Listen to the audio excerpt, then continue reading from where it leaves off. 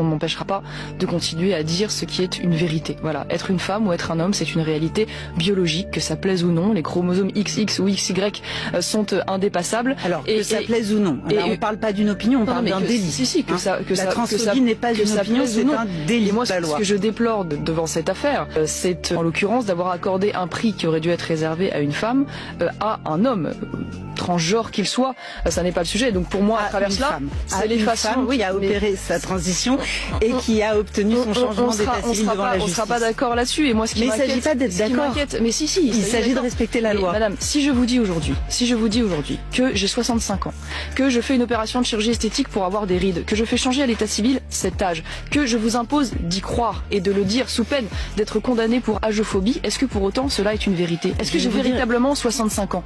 Mais la question n'est pas d'y croire qu'un homme ou naisse pas dans un corps de femme ou l'inverse. Je suis contre cette propagande qui aujourd'hui détruit des générations, détruit les jeunes enfants, crée des cas de malaise psychiatrique extrêmement graves avec des enfants qui aujourd'hui sont poussés à la mutilation physique, à prendre des hormones de croissance avec des conséquences durables sur leur fertilité. Je me bats contre cela. Mais on ne va pas tomber d'accord, vous savez. Ou de ne pas croire, il s'agit de défendre le réel ou de défendre le mensonge. Mais vous êtes quelle différence y a-t-il entre la défense de la famille que vous proposez, vous, et celle que proposait le maréchal Pétain?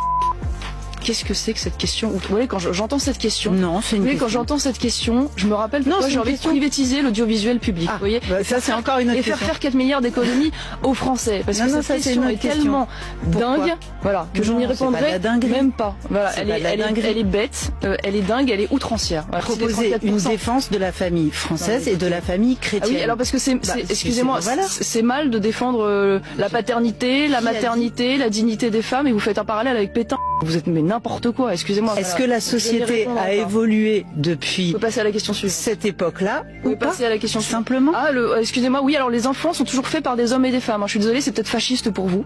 C'est insupportable. La nature est fasciste, c'est terrible. Simplement. C'est terrible. C'est simplement que quand on écoute le maréchal Pétain, la famille française, c'est la cellule de base de la France. Je crois que Hitler aimait la confiture de fraises. Vous aimez la confiture de fraises? Vous êtes un peu Hitler, non, finalement. Parce que vous aimez la confiture de fraises comme Hitler.